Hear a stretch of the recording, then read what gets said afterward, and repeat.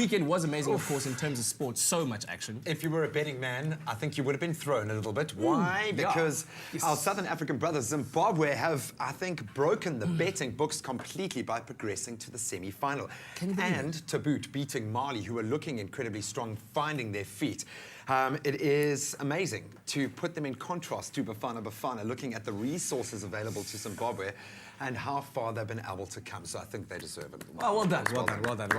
Although we don't want to be ripping open that wound again. No. We do know that our boys did disappoint in this year's competition, but we still love them. Now, sending a very proud message, building towards the World Cup. Of course, Africa's hopes not in Bafana at this year's World Cup, but in teams like Nigeria. A very young side, a very under-strength side. They are still scoring freely. 3-4 was the scoreline against Morocco, another very strong side.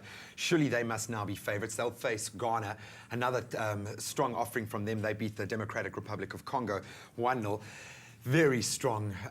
That's a message you want to be sending to the rest of the world going into the World Cup. It's bizarrely enough that they are playing with almost an under-21 side. Exactly, as you were saying earlier on, the fact that these guys aren't even putting up the first team, so to speak. So when it does come to real competition, what damage can they actually do? And I look forward to seeing African sides well represented, hopefully taking it a bit further than just the quarterfinals of this year's World Cup in Brazil. Yeah, well, if they keep scoring like this, we have no doubt that we will see an African champion putting their hand up. Now, staying with the football, touching on a headline that you guys touched on a little bit earlier this morning.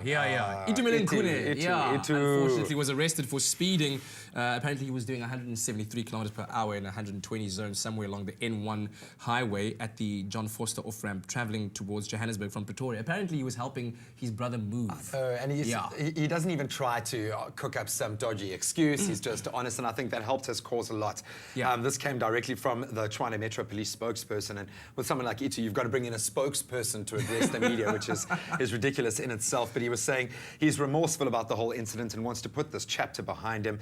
Man was arrested along the N1 near the John Vorster off-ramp, traveling to Joburg, but helping a brother out. Well, he got off with R1,000 bail fine there, so hopefully he's learned his lesson and won't be doing any such thing again. But